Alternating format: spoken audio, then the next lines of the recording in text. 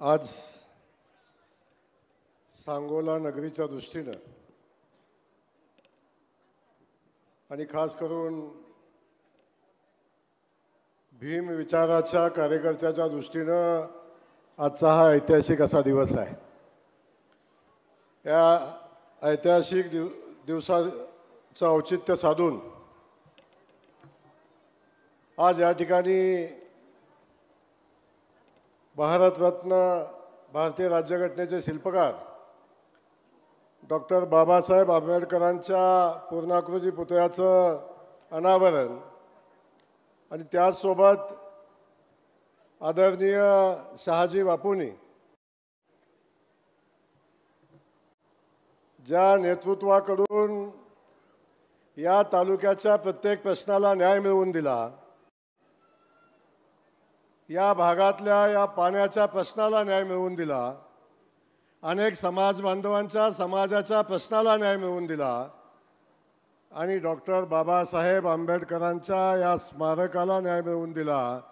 नगर विकास खात्याकडून 2 कोटी रुपयाचा निधी या स्मारकाला दिला। ते महाराष्ट्र माजी मुख्यमंत्री आणि आत्ताचे आमचे सगळ्या उपमुख्यमंत्री सन्माननीय एकनाथराव शिंदे साहेबांचं या ठिकाणी मी मनापासून या जिल्ह्यात स्वागत करतो। या ठिकाणी उपस्थित असलेले सन्माननीय शंभूराजे आमचे सातारचे पालकमंत्री, या ठिकाणी उपस्थित असलेले विठुरायाच्या नगरीचे आमचे आमदार सन्माननीय समाधानदादा, मोहोळचे आमदार आदरणीय खैरे साहेब, दीपक आबा आणि खास करून या नगरीचे आमदार, मनाचा मोठेपणा कुणी दाखवावा तर तो एकनाथराव शिंदे साहेबांनी दाखवावा। स्टेजवर चर्चा होत असताना त्यांनी पटकन सांगितलं, अरे तो गणपतराव आबांचा नातू आहे, ते पण आपलेच आहे। ही भावना एका मोठ्या नेतृत्वामध्येच असू शकते। हे मन मोठं एका मोठ्या नेतृत्वाचं असू शकतं, ते आनंदराव दिघे बाळासाहेब ठाकरेंच्या विचाराचंच असू शकतं।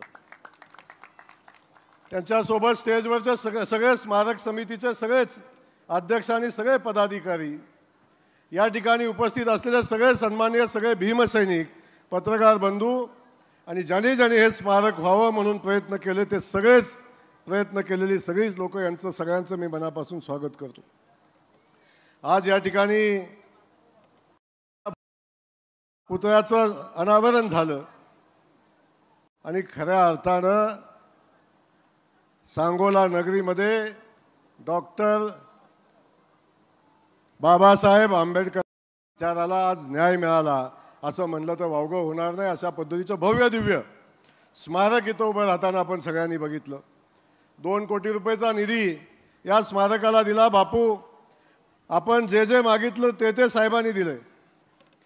मला वाटत नाही या भागातलं, या जिल्ह्यातलं नाही, या राज्यामध्ये एखादा कोणताही घटक एकनाथराव शिंदे साहेबांच्याकडे गेला आणि त्या घटकाला न्याय मिळाला नाही असा एक घटक नाही। पोलीस पाटलापासून, कोतवालापासून, कामगारापासून, संगणक परिचालकापासून, लाडक्या बहिणीपासून, अगदी शेतकरी बांधवापासून जो घटक एकनाथराव शिंदे साहेबांच्याकडे न्याय मागायला गेला, त्या घटकाला एकनाथराव शिंदे साहेबांनी न्याय देण्याचा प्रयत्न केला, न्याय दिला। असं एक महाराष्ट्राचं नेतृत्व आपण सगळेजण अनुभवतोय, बघतोय। मी आज खूप काय बोलणार नाही, पण या ठिकाणी साहेब आपलं मनापासून स्वागत करत असताना शहाजी बापूंच्या नेतृत्वाखाली या मतदारसंघाचा विकास होता। हा मतदारसंघ आदरणीय गणपतराव देशमुख साहेबांनी जवळजवळ 55 वर्ष या मतदारसंघाचं नेतृत्व केलं आणि या दोन्ही नेतृत्व एळीमेळीने या तालुक्याचा, या मतदारसंघाचा विकास करायचा प्रयत्न केला। गेल्या 60-65 वर्षामध्ये ह्या दोघांच्या सोडून पलीकडचं राजकारण झालंच नाही। एक तर बापू, एक किंवा आबा, याच्या पलीकडचं राजकारण झालं नाही। पण दोघांनीही राजकारण झाल्यावर जेव्हा तालुक्याच्या विकासाचा विषय आला, तेव्हा मात्र सगळ्यांनी तालुक्याच्या विकासाला हातात हात घालून काम केलं। अशी ही सगळी नेतृत्व आहे। बापू, आपण आमदार असला आणि बापू आपण आमदार नसला तरी ज्याच्या मागं एकनाथराव शिंदे आहे त्याला बापू आमदार बिमदार सगळ्या गोष्टी नंतर साहेब आहे ना, अनाथांचा नाथ, ज्याला कुणीच नाही त्याला एकनाथ आहे। आणि असा नेतृत्व आज महाराष्ट्राने बघितलेला आहे। पण मी चला बापू मनापासून सांगेन, आम्ही सगळेजण आहोत. मधनच बापू आमचा म्हणता आम्हाला न्याय द्या, आम्हाला न्याय द्या. न्याय देणारा बसलेत ना पुढे. त्यांनी कायम आम्हाला सांगतात या बापूवर लक्ष ठेवा. तेव्हा बापू आमचं सगळ्यांचं तुमच्यावर काळजी नका. आमचे पालकमंत्री बी इथं आहेत. शंभूराजेंचं तर कायम प्रेम बापूंच्यावर असतं. कुठेही काय छोटा मोठा विषय असला तर शंभूराजे बापूंच्या मागं आहेत. बापूंचा विषय आम्ही जेव्हा जेव्हा बसतो तेव्हा बापूंचा विषय काढला नाही असं कधी नाही. आम्ही सगळेजण बापू आपल्या पाठीशी आहोत. चिंता करायचं काम नाही बापू. आम्ही सगळेच सुखादुःखात आहे. आमदार होता तेव्हा आहे, आमदार नव्हतो तेव्हा आहे. आमदार नव्हतो तेव्हा बी आम्ही तुमचे मित्रांसोबत होतो.